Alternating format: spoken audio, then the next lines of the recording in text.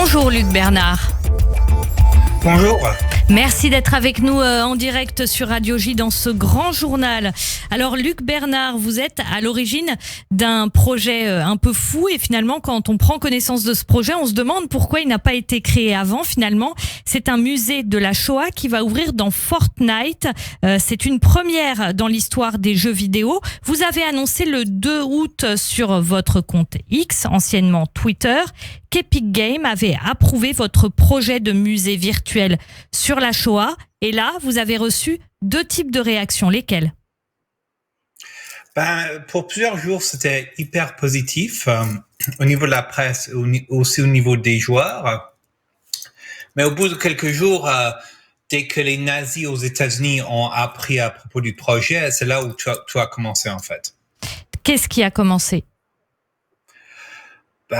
Disons que j'ai eu des milliers de messages nazis, des chambres à gaz, des frais de mort, que tous les trucs habituels de nazis en fait sur Twitter, mais c'était vraiment d'un point que beaucoup de journalistes m'ont dit qu'ils n'ont jamais vu, car c'était vraiment par les milliers. Comment vous expliquez ça, que c'est un point par millier, alors que, a priori, ce musée de la Shoah dans un jeu vidéo, c'est une première, c'est dans la communauté des gamers, et la communauté des gamers, elle est plutôt aussi connue pour être une communauté assez ouverte.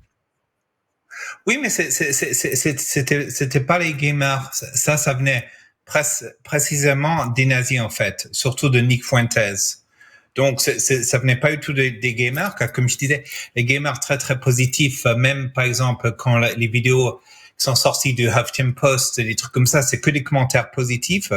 C'est parce que c'était vraiment des nazis. Donc, c'était vraiment pas les gamers d'habitude. Luc Bernard, comment vous est venue cette idée de créer ce premier musée de la Shoah virtuel dans un jeu vidéo ?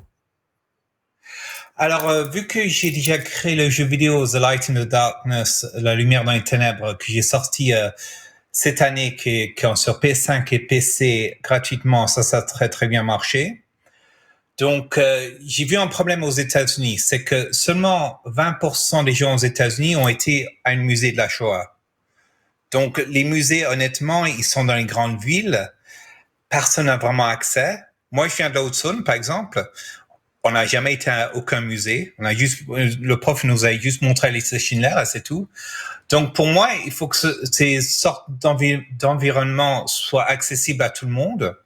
Donc, pour moi, pour le mettre dans un jeu vidéo comme Fortnite, c'était le truc logique. Et puis, en plus, vu que j'avais déjà sorti mon jeu sur le Epic Games Store avant, et que les gens chez Epic, c'est vraiment des gens géniaux. Donc, c'était logique, en fait, de le faire.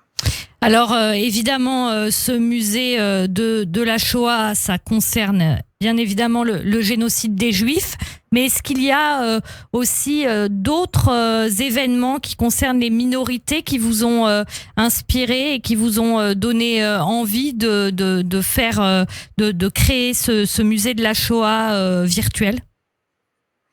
Oui, donc il y a une petite partie du musée qui parle du génocide arménien. Donc, par exemple, dans le musée aussi. Puis, je me suis aussi focus sur les séfarades en Afrique du Nord, car je voulais faire quelque chose de différent que ce que font les musées aux États-Unis. Donc, les musées aux États-Unis, c'est beaucoup sur Ashkenaz, c'est très peu sur la France ou sur les séfarades. Donc, j'ai décidé juste de faire quelque chose d'un peu plus différent. Est-ce que ça a déjà été testé, votre projet, ce projet donc dans Fortnite, et puis quelles ont été les premières réactions à la découverte de ce musée virtuel de la Shoah que vous avez créé quand, par exemple, les gens d'Epic l'ont découvert et ont découvert comment ça allait se passer, les différents tableaux? Alors, donc maintenant, on l'a encore pas sorti vu que à cause des nazis, etc. Donc maintenant avec Epic Games, on est en train de parler, ils sont en train de m'aider, c'est-à-dire ils me disent, faut que tu changes ça, par exemple, faut que tu changes ça, car il faut aussi qu'on soit tout avec l'âge. Par exemple, je peux pas montrer chambre à gaz, par exemple dans Fortnite. Donc on fait beaucoup de back and forth sur les choses comme ça. Et j'annonce pas la sortie encore. Juste à cause des nazis, en fait. Donc, je veux dire, c'est sûrement dans les prochaines semaines, mais je peux absolument rien dire. Et puis, par contre, il y a des pays et des musées qui vont le regarder. Il y a l'Israël qui veut le regarder. Il y a l'Allemagne qui veut le regarder. Il y a la Fondation de la Shoah de Spielberg qui veut le regarder. Donc, en fait, je compte le montrer à tout le monde et voir ce que les gens ils en pensent, etc. Ça veut dire que avant de le sortir. Avant de le sortir, ça veut dire que c'est un projet, même une fois qu'il est sorti, peut être évolutif, ou alors une fois que c'est sorti, Oui. c'est sorti. Oui, c'est ça qui est bien, car par exemple, on a fait une erreur sur une des photos. Par exemple, je sais pas comment ça se dit en français, mais en gros, c'est sur une des planches. Et par exemple, personne n'a remarqué. Personne. C'était juste un type sur Twitter, juste un seul type qui a dit c'est la mauvaise photo. Donc, on a pu changer en 2 minutes, par exemple. Et on peut ajouter, on peut changer, etc. Et c'est ça qui est vraiment génial aussi avec le digital. C'est pas juste le fait que tout le monde peut y accéder n'importe où dans le monde, mais aussi on peut vraiment changer les choses vite fait, par exemple. Donc, on compte pas juste sortir les musées dans Fortnite, on compte les sortir sur chaque plateforme. Luc Bernard, on parle habituellement de l'éducation à la Shoah en termes de cours d'histoire, de livres, de conférences ou même de films comme la liste de Schindler. D'après vous, qu'est-ce que le monde des gamers, des jeux vidéo, etc., dans le cadre de votre projet, qu'est-ce que ça peut amener à la sensibilisation du génocide des Juifs de supplémentaires par rapport aux autres supports qui existent déjà? Alors, donc, je dirais The Light in the Darkness, La lumière dans les ténèbres, le jeu que j'ai sorti. Ça marche très bien. C'est un succès, ça marche. Par contre, je ne sais pas si l'éducation de la Shoah marche vraiment aux États-Unis. C'est-à-dire? Si je suis complètement honnête. C'est-à-dire, si chaque année, on nous sort, par exemple, des chiffres, que ça devient pire en pire, que les gens ils savent de moins en moins, et que l'antisémitisme monte. En Angleterre, pareil. Et on utilise tout le temps les mêmes méthodes, ça marche pas. C'est-à-dire, par exemple, le fait qu'on met des centaines de millions de dollars dans des musées physiques, que je respecte beaucoup, que je trouve génial, mais il y a seulement 20% de la population qui y va, c'est un problème. Donc, pour moi, tous ces milieux, par exemple, je pense que les livres, c'est important, je pense que les musées, c'est important. Le problème, c'est que aux États-Unis, on met un focus juste sur les villes, juste sur les grandes villes. Et c'est pour ça qu'on a un problème. On continue de le faire.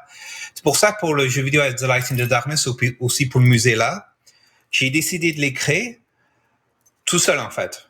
Juste pour faire bouger tout le monde. Parce que, je suis désolé, ça doit vraiment changer à ce point-là, moi, je pense, honnêtement. Et puis aussi, il y a les gens chez les musées, que ça, comme maintenant je consulte chez des musées en plus, à cause de mon jeu vidéo. Et tout le monde me dit que ça marche pas. Mais personne veut le dire publiquement. Et c'est vraiment un problème. Et Luc Bernard, est-ce que vous pensez justement peut-être aussi collaborer du coup avec des musées plus traditionnels, c'est-à-dire coupler votre expertise à vous avec des gens qui s'occupent de musées plus traditionnels pour créer des expositions peut-être immersives ou interactives? Est-ce que ça c'est dans les tuyaux aussi? Oui. Comme j'ai dit, je suis en train de parler avec le gouvernement israélien, je suis en train de parler avec le gouvernement allemand. Il y a à peu près, il y a tout le monde qui me contacte en ce moment. Donc oui, mais moi, mon but, c'est surtout pour pousser tout le monde dans le digital, en fait. Qu'ils font avec moi ou tout seul. Moi, je gagne pas d'argent, c'est ce que je fais, je finance tout. Je veux juste qu'on essaie de faire pour que l'éducation soit mieux, pour qu'on ait plus d'accès et que l'antisémitisme commence à baisser un peu plus. Vous, votre but en lançant ce musée, c'est quoi? Ça veut dire à quel moment, par rapport à votre projet de musée virtuel de la Shoah, à quel moment vous vous serez dit ah bah ce que j'ai fait c'est bien, je suis arrivé là où je voulais, même si c'est toujours améliorable? Je dirais que le jeu, je sais exactement ce qui marche, mais je sais pas exactement ce qui marche avec les musées. Par exemple, on sort pas des sondages sur ce qui marche au niveau de l'éducation, quoi que ce soit. Donc moi, je vais dire, le musée là, c'est un sort de test. Je vais voir si ça marche pas, et je vais être public avec tout. Comme ça, on peut savoir qu'est-ce qui marche. Donc honnêtement, je vais être honnête, je sais pas. Et puis en plus, les musées non plus, ils savent pas. Quand on peut pas vraiment savoir ce qui se passe dans la tête des gens, par exemple. Donc, peut-être que ça a marché, peut-être que ça a pas marché, mais on va voir. Vous, quel est votre but par ce type de projet? Lutter contre l'antisémitisme? Pardon? Je dis, votre but avec vos projets de musée de la Shoah virtuel, c'est de lutter contre l'antisémitisme? Non, je dirais c'est plus pour l'aspect éducatif. Dans mon lutte contre l'antisémitisme, c'est, par exemple, c'est plus les choses que je fais sur Twitter, comme par exemple, j'ai dû bannir Nick Fuentes, car il était là pendant 4 jours. Il y avait aucune organisation aux États-Unis qui avait remarqué. Donc c'était complètement honteux. Donc j'ai dû contacter un pote chez une organisation juive en Angleterre. Mm-hmm. Et en 1 heure, il a contacté Twitter.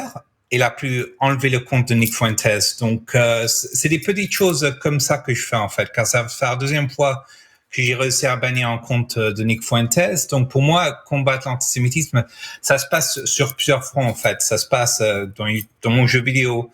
Ça se passe peut-être en éduquant les gens, et aussi vraiment combattre les nazis. Car aux États-Unis, si je suis honnête, les nazis, ça monte vraiment. Et les Américains, ils font rien. Ils font absolument rien. Et ça s'exporte en Europe. Ça s'exporte partout. Par exemple, j'étais en Suisse en avril. Et puis, toute la conversation, c'était à propos comme quoi l'Amérique exporte tous les idées nazies de Fuentes et tout, des trucs comme ça. Donc, moi, je dirais honnêtement, je pense que l'Europe et les organisations européennes, ils font un boulot beaucoup mieux qu'aux États-Unis. Et que les organisations aux États-Unis devrait honnêtement faire un meilleur travail, car c'est complètement honteux le fait que moi, par exemple, j'ai dû signaler Nick Fuentes tout seul. Merci beaucoup. Donc Nick Fuentes, je précise, hein, c'est un membre éminent de l'extrême droite aux États-Unis, effectivement proche des milieux néo-nazis, complotistes, antisémites évidemment, etc. Merci beaucoup Luc Bernard d'avoir été aujourd'hui avec nous en direct sur Radio J. Et puis donc je rappelle que vous êtes le créateur de musées virtuels de la Shoah, notamment un qui doit ouvrir prochainement dans le jeu Fortnite, ce qui est donc une première dans l'univers des jeux vidéo. Merci beaucoup. Au revoir. Merci.